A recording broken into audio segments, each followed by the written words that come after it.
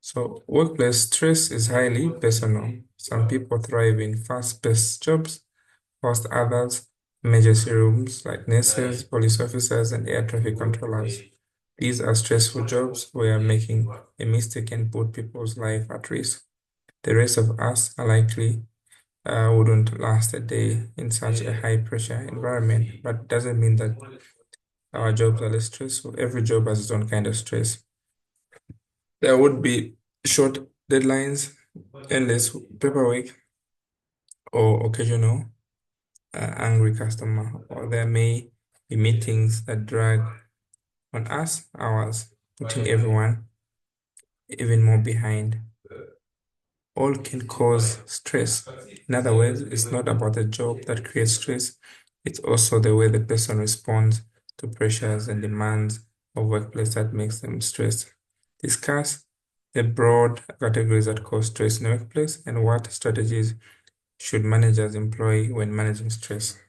Okay, so what are the broad categories that cause workplace stress? Uh-huh.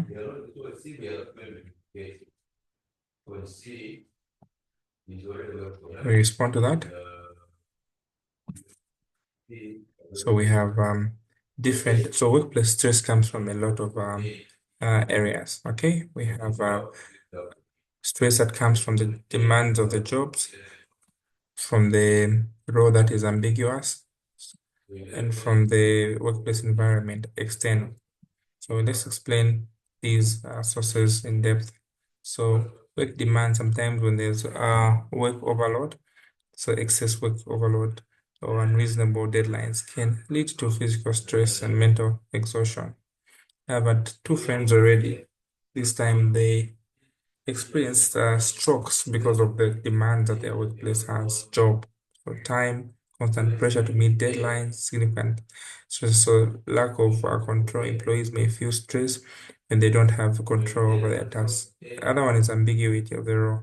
So lack of clarity on the job roles, sometimes responsibilities cause confusion, may result to stress due to uncertainty. Conflicting demands, so employees may be expected to fulfill contradictory demands from various supervisors. So this can bring about stress. Sometimes workplace environment, the poor lighting, uncomfortable seating, excessive noise create stress. So it may come from the workplace itself. What other sources do you know that will cause stress? Okay, interpersonal relationships, job security, work-life balance, and organizational changes. All these are other sources of stress. So let's look at interpersonal relationships.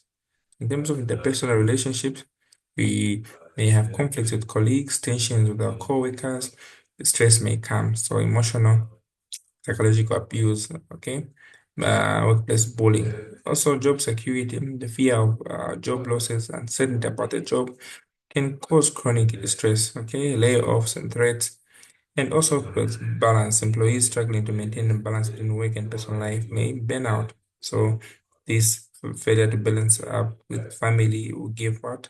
Work-related stress. Is that clear? So my question now is how what strategies can managers employ to manage stressors in an organization? What strategies can we put there? Number one, we promote what? Workplace balance. Number two, you can look at clarity of jobs, so there's no ambiguity. So you look at what will improve the what? The initial stresses that we talked about. So you promote workplace balance, encourage workers to take breaks and vacations. Okay, you have clear roles, so you need to establish clear roles and responsibilities. You need to foster a positive work environment. You need to promote communication and respect.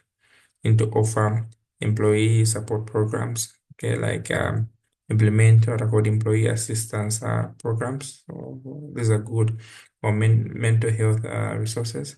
And to also provide opportunities for skills development. So these are ways in which you can um, balance up. Or then you can promote opportunities for skills development. Is that clear?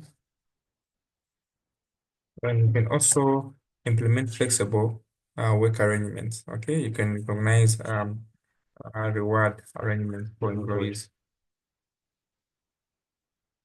Okay, so these are some of the ways in which you can improve the stress levels. Okay, so go to question number 5. Any questions are clear?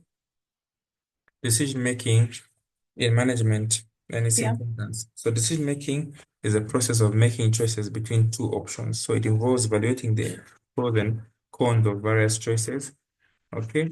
And also in management, decision making is about what? Acting in a way that meets organizational goals and objectives. So management decision is an important part of managing organizations. It allows managers to set goals and figure out what actions are needed to meet those. Mhm. So management decision refers to managers guiding the organizations down the right path of success. So question, what's the difference between management functions and managerial skills? Which of these ones, um, of these concepts would you rank first as a manager and justify your answer? And what types of um, styles characterize decision making? Okay, can come in on that.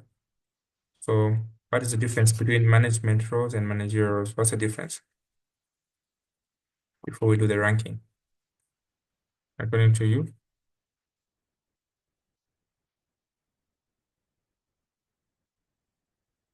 Okay, so when you're dealing with uh,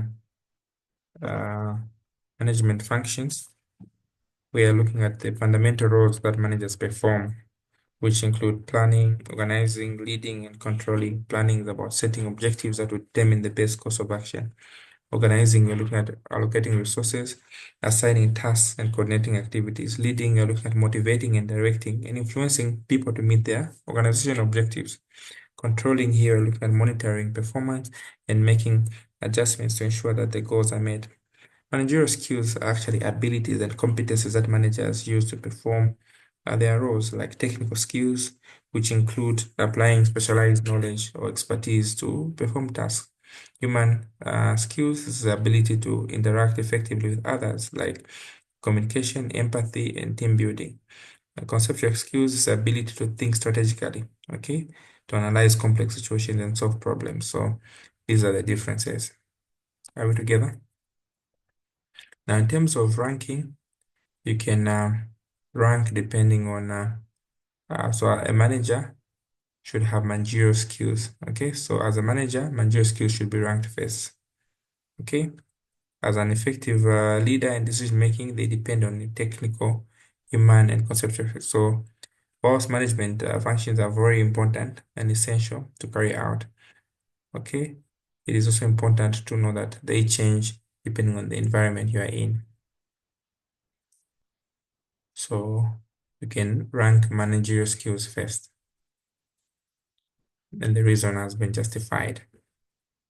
So the second question, part B, second question, part B will be, what are the key styles that characterize decision making? What are the key styles that characterize decision making? So there are many styles that we can look at in terms of leadership. So we have autocratic, we have democratic, we have autocratic, laissez-faire, consultative, and consensus decision making. So these are several decision making styles that managers can adopt. Autocratic, where managers who make decisions alone with little input from others. So this one is effective when time is of essence. We also have democratic, decision making where managers will emphasize on decision making process where encourage participation and collaboration. So this one will improve employee morale because they'll be part and parcel of the decision making process. Laissez-faire, managers have minimal guidance. They allow employees to make decisions independently. So this style works when you're dealing with highly skilled teams. Consultative, managers will consult with employees before making decisions. Ultimately, they'll retain authority to make the final call. And consensus is where the decision is reached when everyone agrees upon something. So these are the types of uh, styles that are at play. All right, together. Then we go to Question number 6.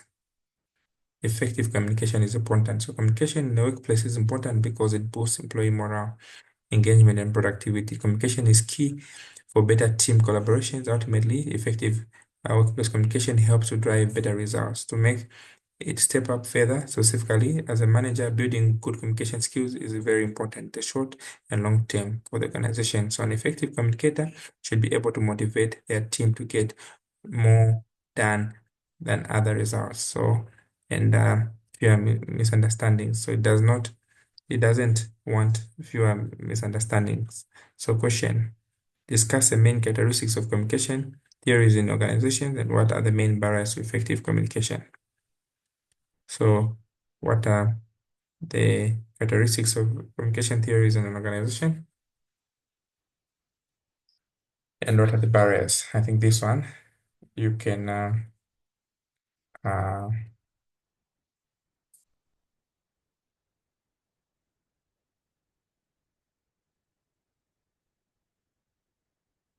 mhm.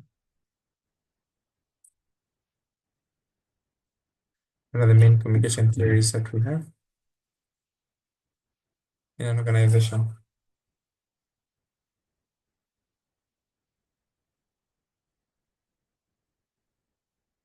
Or what are the barriers to communication in a workplace?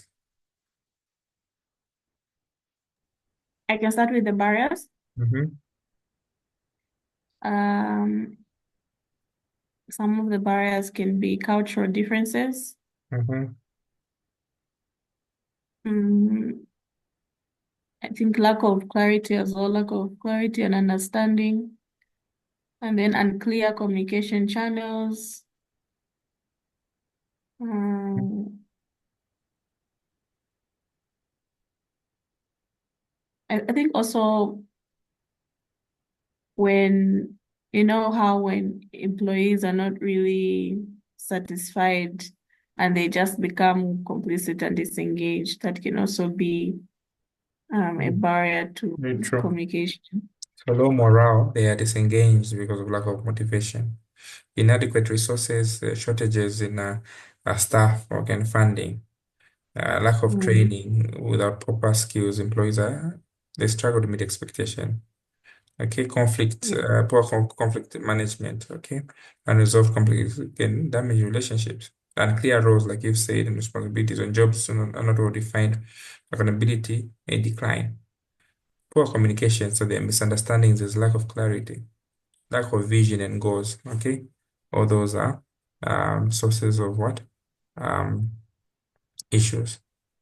So um, language barrier, language is a jargon there. Okay, and perception barriers also.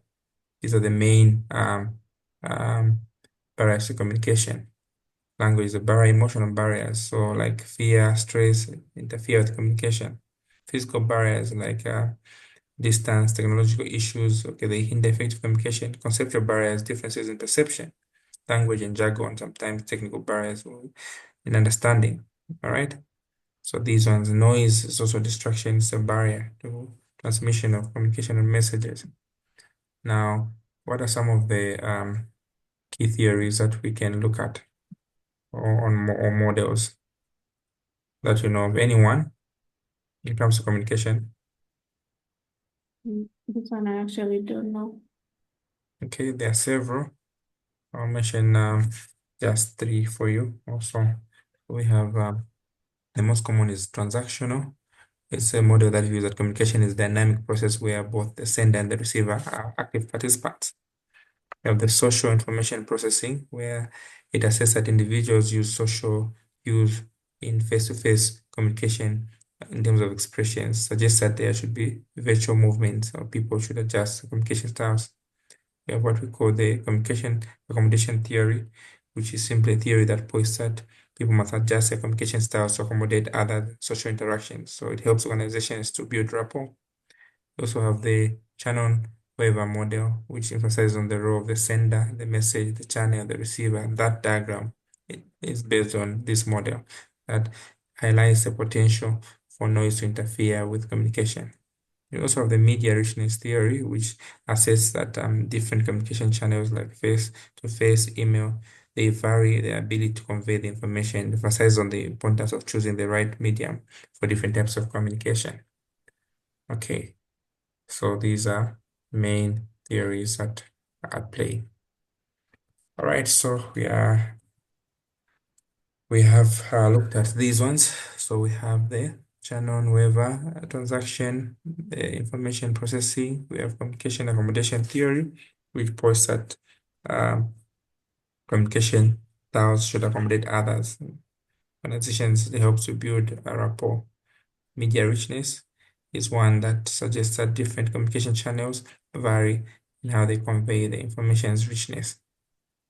Okay, so remember the barriers to entry the communication, we've already talked about them, right? Yes. Okay, so we end here. We finish the paper. It ends here. Thank you so much for your time. Share the recording. Yeah. This one is